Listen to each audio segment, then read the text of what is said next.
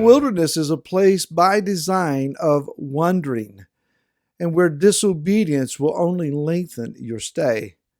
However, even the obedient will have to stay long enough to learn whatever necessary lessons are to be obtained.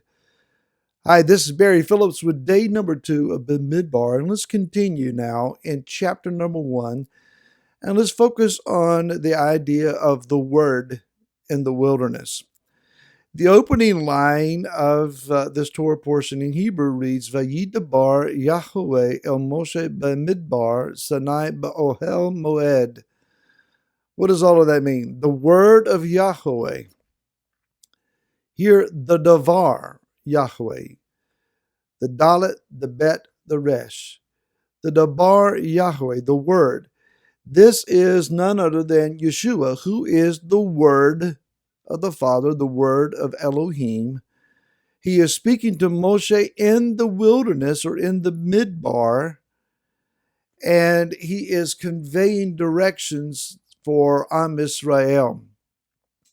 So again, the word midbar, wilderness, it contains the dalet, the bet, the resh, the bar, the word. So it is in the wilderness that we learn to discern the word of Elohim. Matter of fact, it is in a wilderness type setting. By that, I don't mean you have to go to a barren, dirt-filled place void of any vegetation or water to hear his voice. We all have known those times in our walk and our journey and our living experience where it would seem to us as if we are in a spiritual wilderness. A time where it would be desperate for us to discern his voice. So it is in a wilderness setting of some type where we learn to hear what the Ruach has to say. He that has an ear, let him hear what the Spirit, the Ruach HaKodesh, is saying. You don't develop that ear being entertained, convenienced, and comforted in the most parts of your day. It takes those alone and quiet hours to learn the voice of Elohim.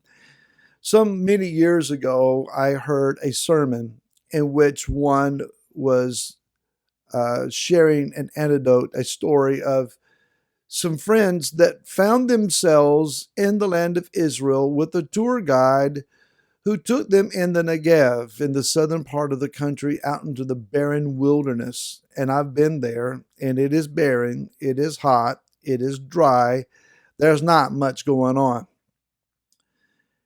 He took them to a certain juncture and said to them, each of you go in separate directions with a jug of water, and you go in a straight line until about noon. Then you are to sit and be quiet. And be sure you get here to return to this place before dark. The ideal was for the individuals to get out in the middle of nowhere, quiet and still enough that they would hear the voice of Elohim. And one of those three remarked to the storyteller that as he sat there in the middle of nowhere and nothing else going on around him, he began to hear audibly his own heart beating. Everybody wants the title of a prophet until you learn that a prophet is often isolated, alone, and quarantined with no one else but Yah. It's kind of hard to hear the Father's voice clearly speaking when you're hearing the sounds of applause and amens and attaboys by an admiring crowd. Oftentimes, these men and women of Elohim find themselves secluded, neglected, rejected, and not being paid attention to, though they desperately want to share the word of Elohim that they have heard. Such again was the case of Yeshua, spending 40 days in the wilderness, being tempted of Hasatan, but coming out immersed in and filled to overflowing with the power of the Ruach HaKodesh. And the first thing he did is show up saying, Isaiah 61 speaks of me. The Spirit of the living Yah is upon me. Going into the wilderness is a desperate act.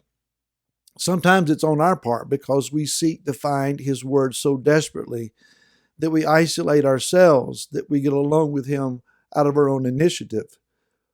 Other times, it is the compelling voice of Yah that leads us out of where it is that we're comfortable, where it is that we're applauded and says to us, "Come and be with me." You need to learn brokenness. You need to taste want and hunger. You need to taste my spirit. You need to know me.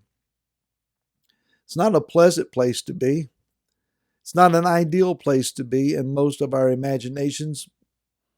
But if you want to walk in the power of the Ruach HaKodesh, if you want to speak a word that is filled with the power of the throne of the Most High, if you want an anointing that nobody can doubt, if you want to see sick people healed, calloused hearts broken and challenged to come to Messiah, if you want to be strategic and significant in the last days, we had better find a place to be alone with Him. Yah is offering to us His word. Are we willing to go to the wilderness to hear it? Let's also understand something that would seem to be superfluous in the initial writings here. A timeline is given. It says that they're in the second month of the second year. And so we understand two things from this. Number one, we understand that they're in the time of the counting of the Omer.